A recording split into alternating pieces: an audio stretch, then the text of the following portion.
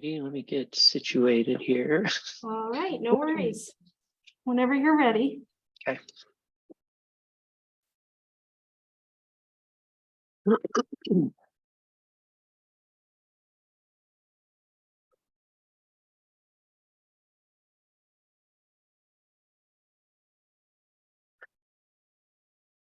All righty, so I just dropped a link in the chat to the slides that I'll be using today to talk about. I'll drop another link in the chat in a little bit, but my screen shared. So what I want to talk about today is related to structured content, and it applies mainly to Microsoft Word and Google Docs. I'll demonstrate both, but I'll probably spend a little more time in Google Docs. And this is something that is fairly easy for you to do. It's just a habit that you have to adapt to that can have a huge impact on not only accessibility, but on your workflow overall. So let's get into, we've got these ideas of 5 principles, and some of you have probably seen these before. The one we're really addressing here is identifying content types. The structured content allows you, and is a way to identify what the content type is. All right. So this is the principle that we're focusing on in this session today. And so we're going to work through an example exercise.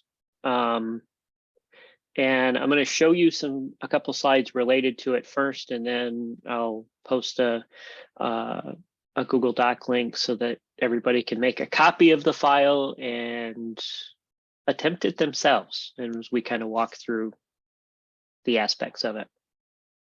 All right. So here's a recipe. What do folks think of this recipe? Pretty hard to read. Pretty tricky to read, right? Everything's there, but visually, there's no distinction as far as what's just text, what might the ingredients be, what the steps of the directions are. And if you don't do something to make the content obvious of what it is, it makes it really tricky. And this is where the accessibility part comes into play, is that if you don't identify what the content type is to any kind of an adaptive technology, it just looks like a big long string of words. All right. Now, I'm guessing that this looks a little bit better. Right? And there's multiple things that we can still do to make this more accessible, more attractive, more functional. All right. And that's going to be a big part of what I want to talk about today. And so I'm going to drop a link in so that everybody can get a copy of this recipe text. Right? And so, as you might imagine, it would make sense. You probably want to start making some headings. Now, the link I put in there is going to force you to make a copy of the Google document. And if you notice the address, the URL ends in copy instead of edit or view or some other more common ending. This is so that we're not all trying to change the same document at the same time. And it's a really convenient way if you need to share something like with even your students and you just want them to take that information and do something else with it. If you change the ending of the share address to copy, it forces them to make a copy. And so you can see here, I've kind of formatted the recipe a little bit, right? You might format it so that your ingredients are a bulleted list. The directions are actually a numbered list because you probably want to do the steps of making the recipe in the right order. And so having a numbered list would make sense there. All right. So I'm going to start here with it in Google Docs. And you probably all have this view of, wait, what? Just this big long list. And I did enter a return between the notes at the top, the ingredients, and the directions just to help folks find where those breaks are a little bit better. And I'm guessing everybody wants to go in and start separating the lines for the ingredients, right? And the lines for the directions. And so we can go through and do these really simple steps just to break it out into something that looks a little bit more like a list. Unfortunately, it's not a list. But if we select that list, and most of you are probably aware that both in Google Docs and in Word, there's a button to make a bulleted list or to make a numbered list. And just by doing that step makes this content identified as a list. And so it would be presented as a subset. And the same thing would go for our directions.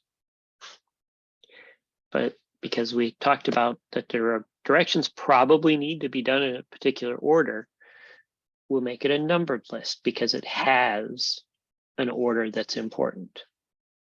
Whereas the listing the ingredients, the order really isn't that important. You just want to be sure you have all of those components on hand and available. All right. Does this make sense for everyone right now? How the idea of making a list, as simple as it looks, is really valuable, not only for us visually, but it will have a big impact when you then present this to anyone else and that is going to use some kind of assistive technology. All right. Likewise, we probably want to break out the title from the notes. All right. Now, everything else is just text right now. And really, the title of the recipe, probably carries the most importance in the whole document, right? Because it's going to tell everyone this is a gluten-free peanut butter cookies recipe. And so in Google Docs, you want to set that style. We want to identify it as not as a title. I know everybody wants to do it as a title. Don't do it as a title. Do it as heading 1. And so we'll do apply heading 1. And right now it's made it larger type, made it bold, added a little more space around it. How many folks think that the ingredients list has the same importance as the name of the recipe?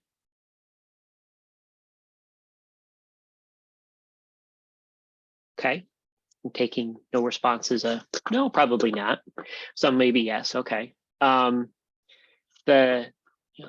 reality, I would think that this is probably slightly less valuable, and so I would tend to call this a heading 2. But the ingredients in the direction probably are about the same, so we'll call the directions heading 2 as well. All right. Now, some of you might be going, okay, wait, why is this text red? It's just the way the style has been set, and I'll show you how you can change the style. But I also want to highlight in Google Docs, over here on the sidebar, notice now you have heading 1, the title of the recipe, heading 2, the ingredients and the directions, are right there. All right.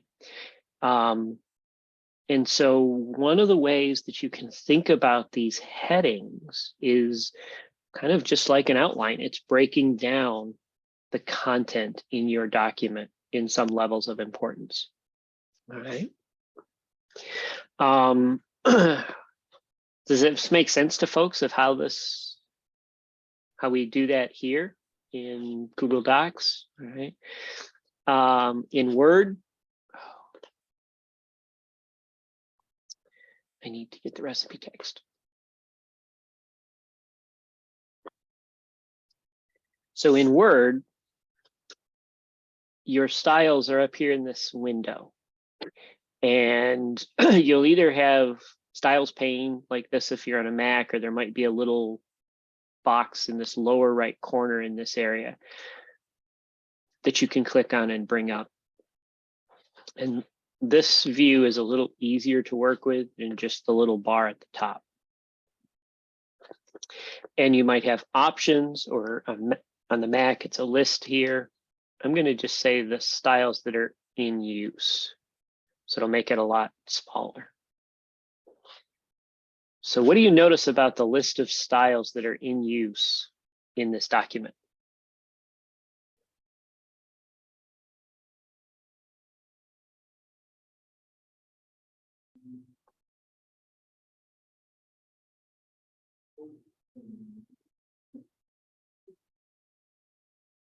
There's no headings. In effect, there are no styles in use. There's the clear formatting, and there's just normal. Normal is kind of the standard paragraph style in Microsoft Word. So there are no styles in this.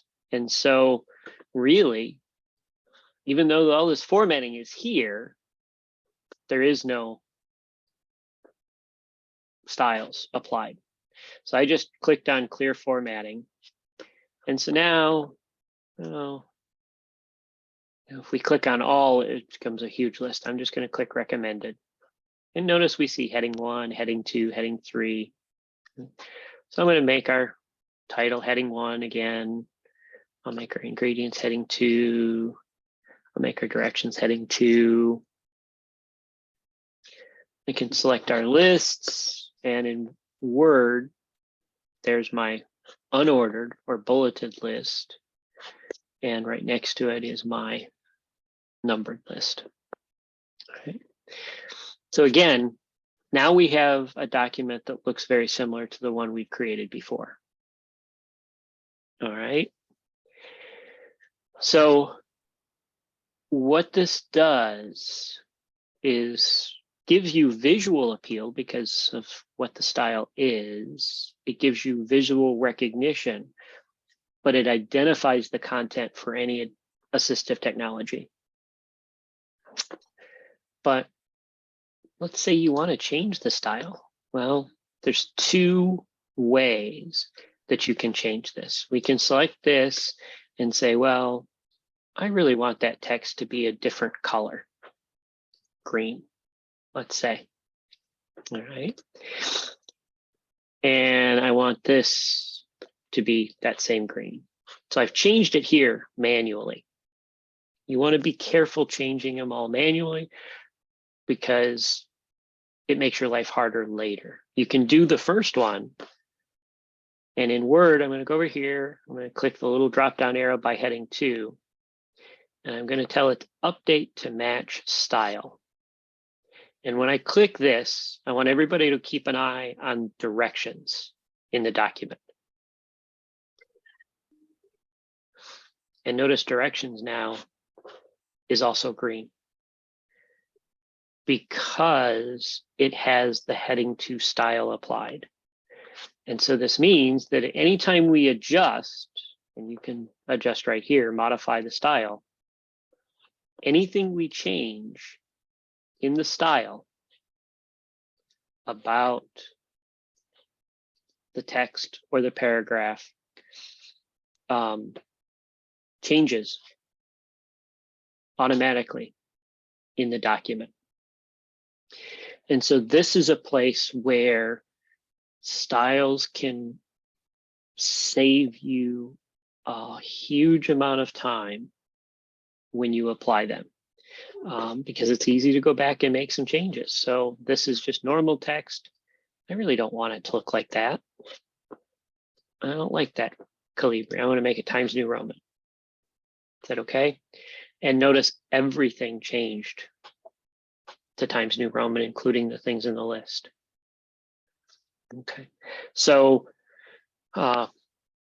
if you've never used styles before, this is another reason besides accessibility that taking advantage of the styles is really, really helpful. The same process happens in Google Docs. So I've just shifted back over to Google Docs. I changed this to black text. And now I'm going to pull down to heading 2, and I'm going to tell it to update to match. And directions automatically changed as well. All right. Now, one of the things you might notice is there's some space between my paragraph and ingredients, and there's some space between the end of the list and directions. Without me having entered an extra return, right? And we get to that by looking at line spacing or paragraph formatting. And so right now I've got space before the paragraph and after the paragraph. If I take it away, notice the list moved up closer. Now I've just changed it in this line. If I really want it changed in the style, I have to go update it. And you see the ingredients moved up closer to ingredients. This is something else that you want to use your styles for, is to help you with that little bit of spacing around headings and such. Just hitting an enter means there's a line of nothing to assistive technology. Visually, it looks the same, but to assistive technology, it's a line of nothing. And that's less than ideal for folks to use. All right. Does this make sense, what I've shown you all so far, or do folks have questions about how this has worked? This makes sense, Casey, although now I feel like a total moron for the last like 25 years. Really, because man, this is what's been driving me crazy about putting in headers, like figuring out the spacing and all that, and going individually through documents takes hours. It does. And you know, once you've got a document in a format that you like, you can just kind of use it as a base throughout, and you can save your default styles once you have them so that they're that way. It takes a change in habit to use the style as you're writing. But if you do, making the adjustments becomes really, really easy. And so I just want to touch on some of the, the importance. Now that I've shown you some of these and I've given you some hands-on, identifying the content types, really valuable. One, visually, we can see that there's different kinds of content because it's rearranged in a certain way. But it serves as a method for folks using assistive technology to move through the document, to skim through the document. They can hop between headings, where someone cited might hop through the headings just visually very quickly. Assistive technology allows folks to do that as well and get to where they need to be. As I've alluded to, there's all kinds of different ways to identify content type. We've talked about the headings. And like I said, thinking of those as kind of an outline of your document is valuable. And you want to start with heading 1, then heading 2 for the next level, and heading 3 and so forth. You don't want to go beyond 6 levels because that has implications for other document formats. So between 1 and 6, I don't know if I've ever done more than 3. But use your headings. Identify things as paragraphs, or in Google Docs and in Word, it's usually just normal text is the style you want to use. Use the list function. Don't, indent it yourself and try and do tabs and all of that. Just use the list button in the application to create either an ordered list where the numbers, it's numerical and the order matters, or an unordered list, which is just bullets. You do have to identify tables. Tables present their own challenges. We're not going to go into it too much in this discussion. It's a more advanced topic. Links need to be identified, and we've touched on that previously in other presentations. And images definitely need alternative text and so forth. But the focus of this was really the idea of structuring your content and focusing in on headings, paragraphs, and lists.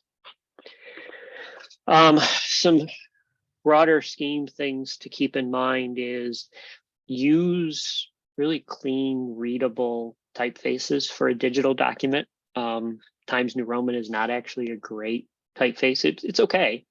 But Verdana, Helvetica, Calibri, Georgia are ones that have been designed to be good as on a screen or in a digital format.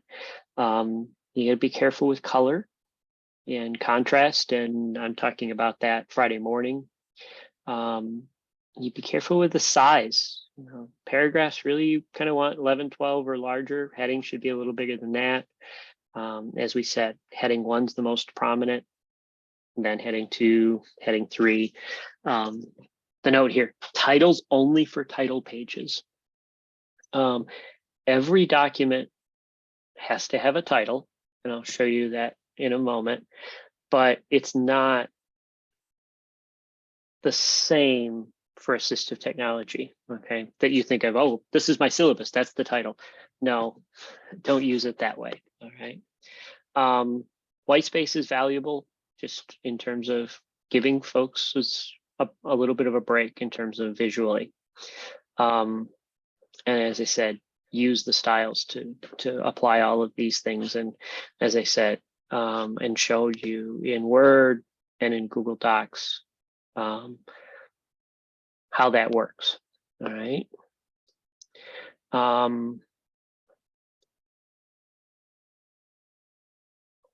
So this, in the slide deck, kind of gives you a summary of how you can go through and set what your default settings will be. In Word, you're setting it up as a theme. In Google Docs, you just do in paragraph style, save it as your default. All right. I'm going to cycle back to my document here.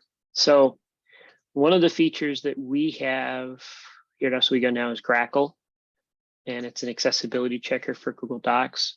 I'm going to open it. And so it's going down through and making a whole series of checks.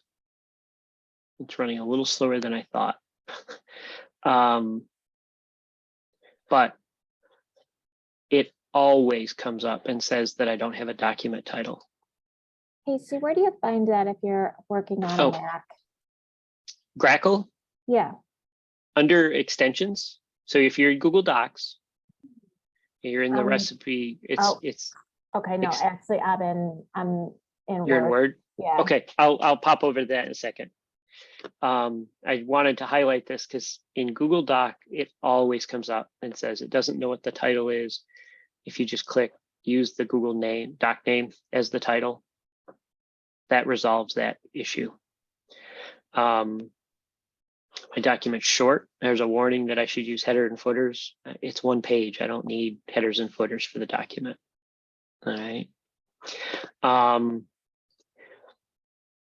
One of the other things that you can do from Grackle here is export this as a PDF. And this is really the most accessible way to create a PDF from a Google document, is to go through Crackle. And the work we did to create headings and lists and identify things as text will end up in the PDF as tags. And you don't have to then mess with the PDF later because it'll be a tagged accessible PDF. All right. In Word,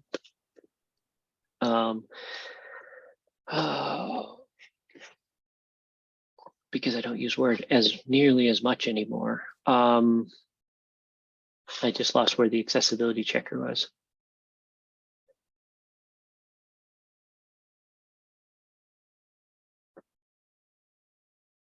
There.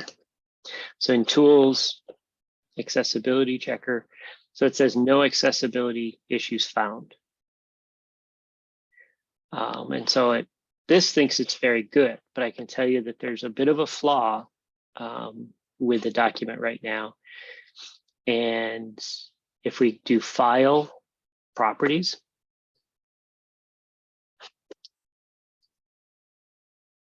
and in the summary, it does not actually have a document title. Now, part of it is I haven't saved it, but this is the equivalent to the title issue I just showed you in Google Docs. You'd want to make that change here.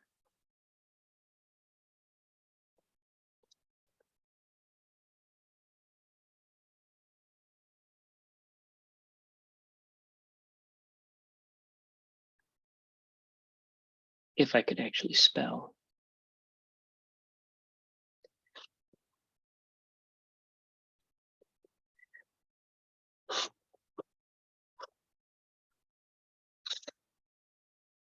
And so now if I go back to properties and in the summary, it does actually have a title. I can strip the author out if I don't want the author to be me. If I want it to be an organization, I can do that. I can add keywords that will make it easier to kind of search for the document if you need to. So there's several things you can adjust in these document properties, but the really important one is that it has a title. And again, if you have the full version of Adobe Acrobat, either the standard version or the Pro version installed, you'll have an Acrobat tab in Word that'll allow you to create a PDF. There's a little bit of difference in how that operates in Windows versus the Mac, but that is a way to do it. You also have this file save as, and in the choices of file formats, you can select PDF. And so then that will create a PDF that will bring across the appropriate tags, identifying content, because we used the styles in the document. All right. Now, I will say that in most cases, if you have a good accessible source document, whether it's Word or in Google Docs, it's actually just as easy and even better to just use the source document from an accessibility standpoint. And for me, I've shifted to making my syllabi as a Google Doc and everything else that I use for classes as Google Docs, because every student on campus has access to it.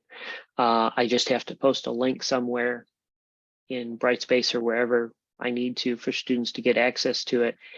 If I realize there's an issue or I need to revise the document, it's the same for everybody all at once immediately. I don't have to upload a new version. The Google Doc is accessible to assistive technology. And so I've really just kind of gone to that and not posted PDFs as equivalents. So that's something that I always mention to folks is one of those things that to keep in mind. All right. There's a huge resource of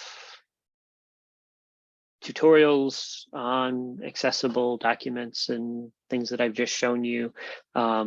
at oswego.edu accessibility, so our accessibility page. And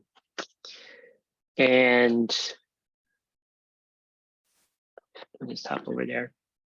So particularly Kate DeForest put together a majority of this, but lays out how to do things for an for accessibility within Word. And there's written tutorials, there's video tutorials. All right. So make use of that. Make use of contacting myself, other accessibility fellows. If you're not sure who those are, on this same page is a list of the different groups that are involved in this, whether it's the steering committee, the work group on accessibility practices, the accessibility fellows. You can reach out to any of us, and we can help point you in the right direction if you have questions or concerns. And as I alluded to earlier, Friday morning I'll be doing another session to look at how to use color and contrast in an acceptable in an accessible way, so that when you need to and it's appropriate to use color, that it works. And then next Tuesday there are 2 more sessions on accessibility. One from Kate DeForest, who's going to talk about how doing really small changes can have a huge impact. And that's one of the goals I wanted to stress today with the structured content. Just clicking the styles to identify text, just using headers and lists, immediately makes your documents much more accessible. And so that small change can have a huge impact that you might never even recognize with your students using it. And that is part of the last session there that Michael Chanis is going to be doing with accessibility for the inaccessible. It came up in another session. Sometimes we don't know that students would benefit from accessible content. Maybe they don't have a formal accommodation, but it would be helpful if a document was read to them or so forth. Maybe they want to listen to it while they're walking across campus, or they want to listen to it in a car because they're commuting to work. All of those things are reasons to have an accessible document. Whether they really require it or not, they can make use of it. And that's a really important aspect of accessibility, is that it makes everything available to everyone under any circumstances.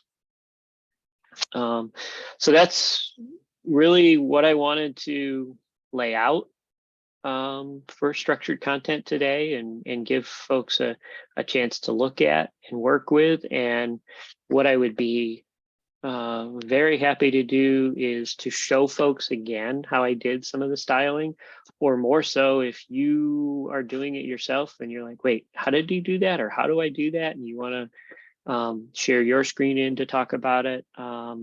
I'm happy to help walk through some of those things, because I fully recognize that there are differences between Mac and Windows, and there are sometimes differences between versions of applications that people have.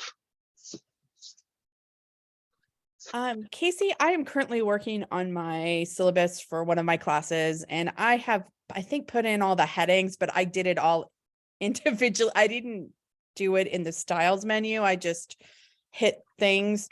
And I don't know, maybe if I could just work through again how I could maybe get to a default setting for the next time I do a syllabus or things like that. I would be fine being a guinea pig, but if there's someone else who needs more preliminary help, please step forward. Boone?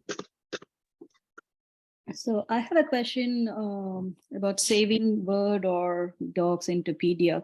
So you just said in docs, we need to go to extensions and then get the Grackle docs, and we could get a PDF build from that.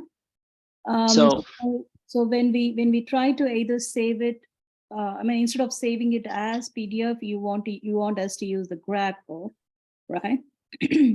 So if you're in Google Docs, and I've got my screen up now, there's always been the download PDF. And that is a way to get a PDF, and it is mostly or usually an accessible PDF.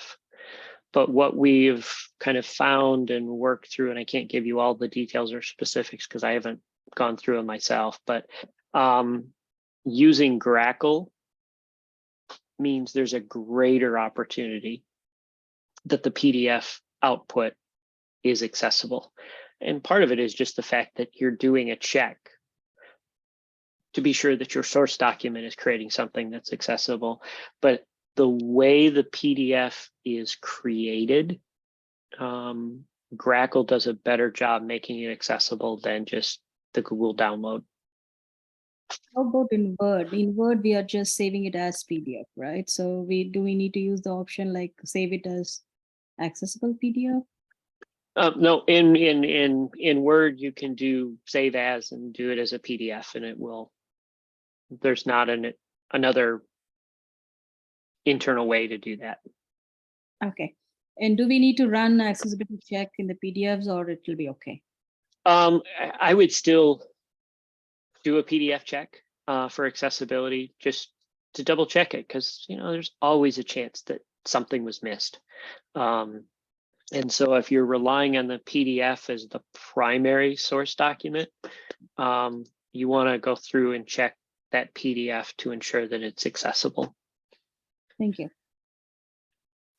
Sometimes I will post a PDF of a document and I will label it as the print version, because I'm not relying on it being the accessible version, the digital version. But if you want someone to be able to print it out and have it, you can identify it as just the print version. Thank you.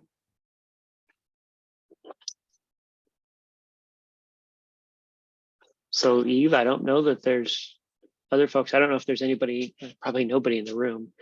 So Eve, go ahead. Yeah. Crystal from Theaters. Hello, did you have any questions? Okay, good.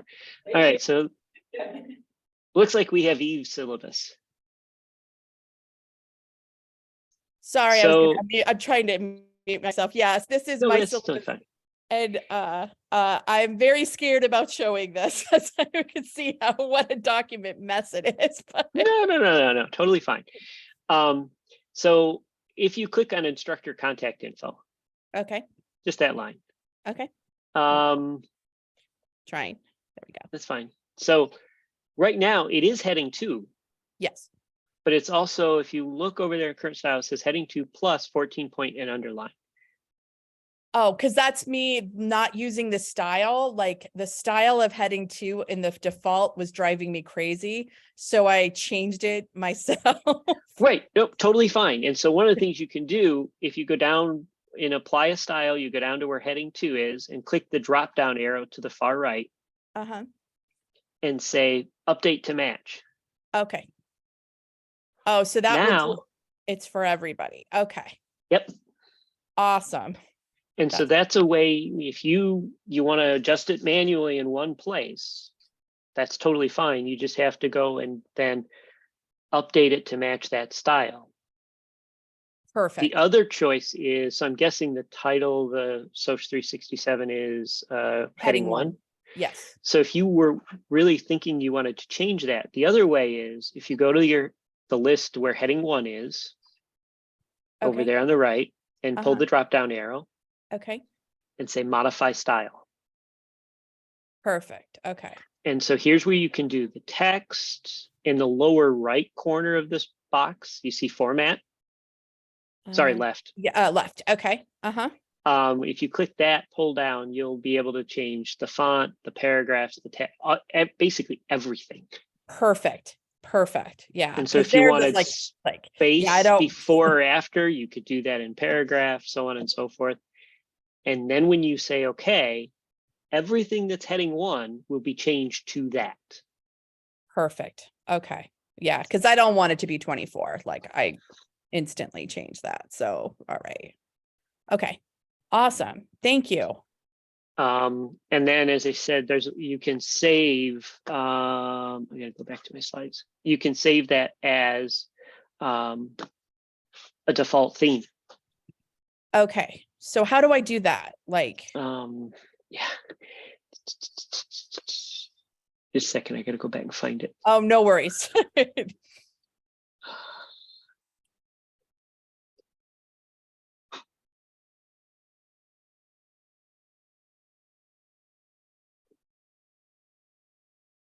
So,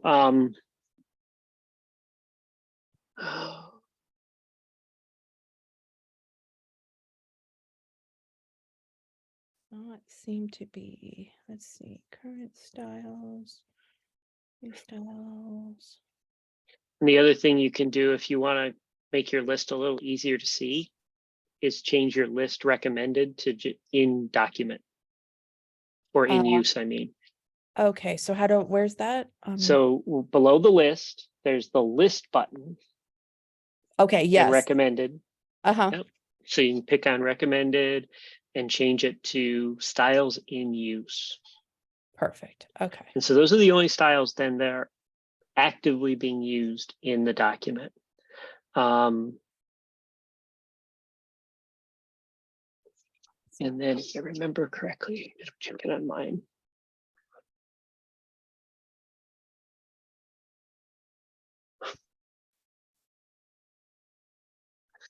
So if you want to, then you've decided, okay, I've got this theme, I've got it worked out. This is what I want. Uh-huh. You've got all your styles set. If you click on the design tab at the top of your menus, so home, insert, draw, Oh, design. there we go. Yes. And on the far left, themes, the drop down arrow. At the bottom of that is save current theme. And so you can save that as your default theme, and then just it'll be in your list that that's the one you want. And So something like this, right? yep. Awesome. Oh, thank you. That's amazing. And then you'll be able to, the other part of it is on the same menu bar, if you go past all the little options close to where, keep going to the right a little bit, you see set as default. Let's see. Yep, I'm you sorry. were just on it. That's okay. You It's a see the little box of green check colors? mark. Green. Oh, there we go. Okay. Yep. And so you can click on that and say set as default, and it will set that theme as the default every time you open a document in Word. Perfect. I actually think that's fine. Awesome. Thank you. And just another benefit with styles, and I show students this often, is if you've got a larger paper that you're doing, the styles will allow you to automatically create a table of contents. Oh, right. With all the page numbers in the right place. Because Oh, it creates the table of contents from the styles.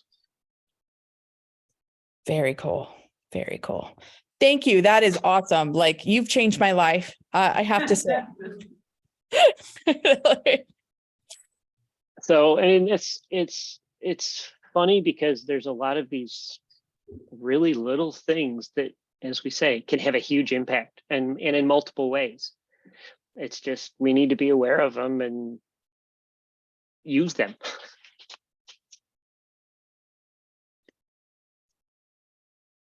Any other questions, thoughts? If Thanks not, again, Casey.